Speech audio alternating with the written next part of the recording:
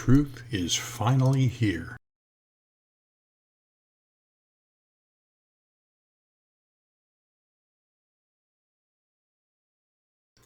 Alright, we're going to show you how to avoid making cornrows in your dent repairs, especially you hail guys. This is a video with the same information I put in a tech article on doording.com back in 2004. I still get calls to this day from techs telling me how much this information helped them. You may want to read that article to help reinforce what you'll learn from this video. There's also a link to doording.com under this video. As you probably already know, cornrows are small highs and valleys you only usually see when you cross-check. For you new techs, we'll show you what they look like so you won't be left in the dark. I'm going to do a golf ball plus size dent and demonstrate how not to repair it. I'm going to slow down for the video and push in a bad pattern, make a few over pushes and only be concerned with moving metal, not accuracy, and generally doing sloppy work.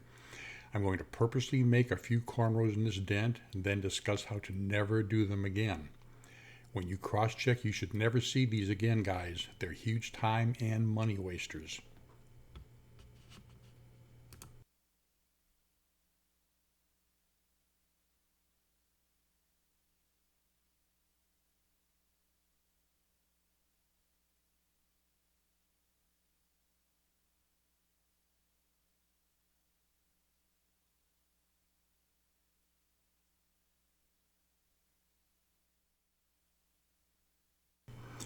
We'll put a small light to cross-check with, and yes, you hail guys, I do know this is not how you cross-check, and these are not hail lights, so don't send me hate emails. These lights and their positions are to show things better for the video and to help the newer techs to understand what we're talking about. Okay, this is the cross-check light showing us our cornrows. These aren't bad cornrows, you'll see much worse. But why do we only see these from a cross-check position? Why can't we see these from our original board position? The lines you see here will only look like a single high or small hump from our original board position, and the low valley will look only like a small low. Why is this, and how can you stop making these? Okay, so why do so many techs get cornrows in their dents? Why does the dent look like we just have a couple small little lows and maybe a minor high there to pick up? And when we cross-checked it, as you saw, we had cornrows.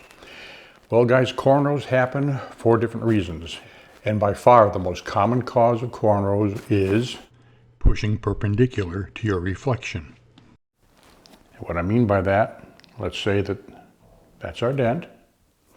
What most techs do is they push this way through a dent.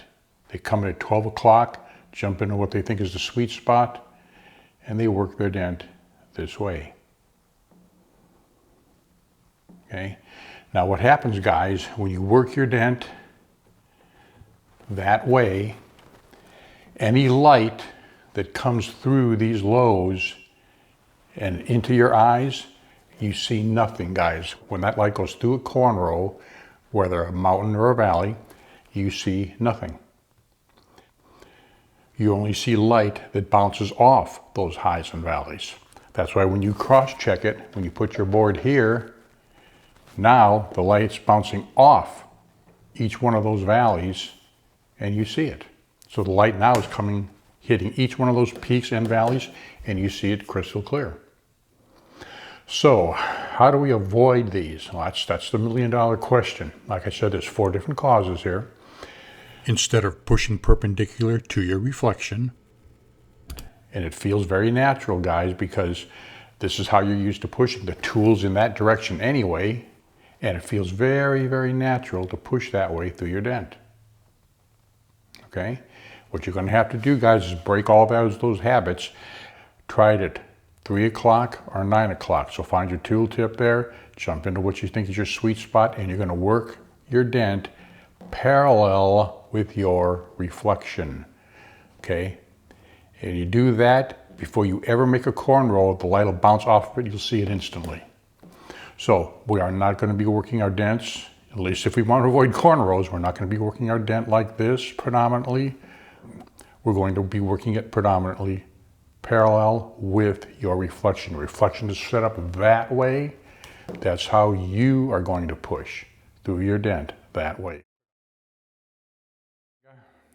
Again, guys, we have to break ourselves of the habit of doing this. This feels so good with a rod. The rod's already pointing in this direction, and it's just very, very natural to move through your dent in that fashion. Now, the other thing too is when you make those cornrows, remember you don't see them because the light passes through any highs or valleys that you're making, and then it looks like it's coming up very quickly and very cleanly. So you're getting rewarded visually, and it just feels so good doing it this way.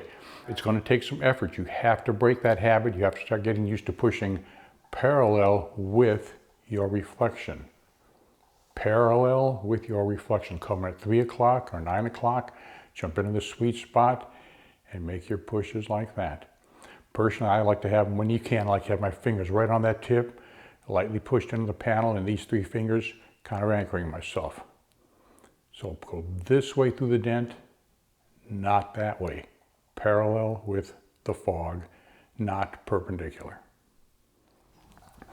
Okay guys, one more thing I want to talk about, and that is another cause of cornrows, minor ones, but still a cause, is not pushing either toward parallel or at parallel with the panel.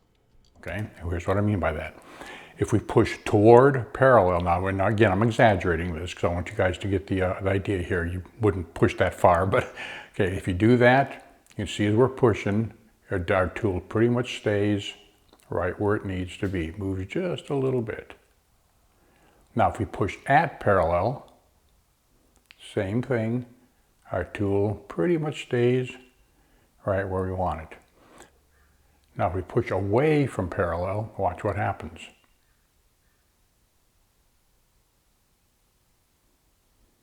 See how the tool comes toward you every time you push?